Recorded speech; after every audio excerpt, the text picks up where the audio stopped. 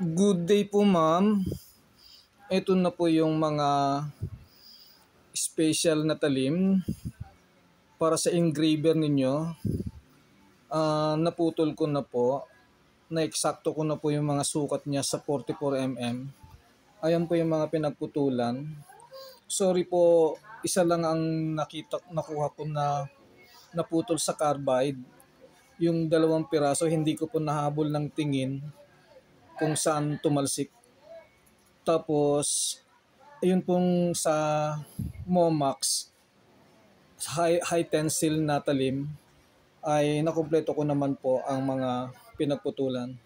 Ayan na po yung na finished product natin. Pakita ko po sa inyo yung tamang sukat. Ito po. So dapat ang sukat niya ay 44mm. Ayan po 44mm. Ayan, 44mm. Pagkatapos ito rin po. Ayan po. Ayan 44mm. Tapos ito din po. Ayan po. Ayan yan. 44mm. Tapos ito rin po. Ayan po. Ayan.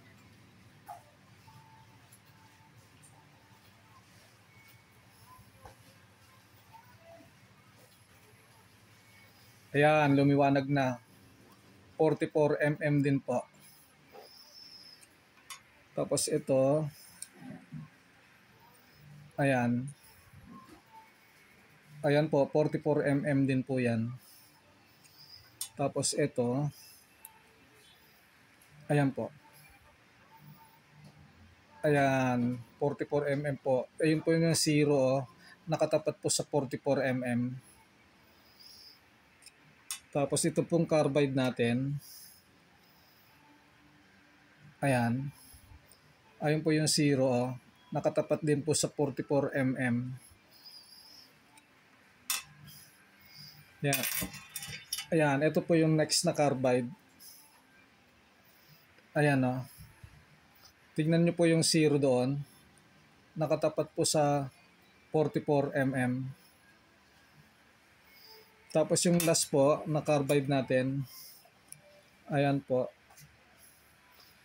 Bali, ayun po. Tingnan nyo po yung 0. Ayan, nakatapat po sa 44mm.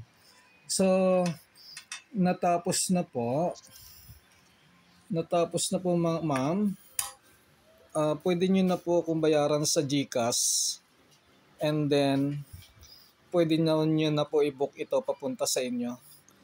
Yun lang po. Salamat. Bye-bye.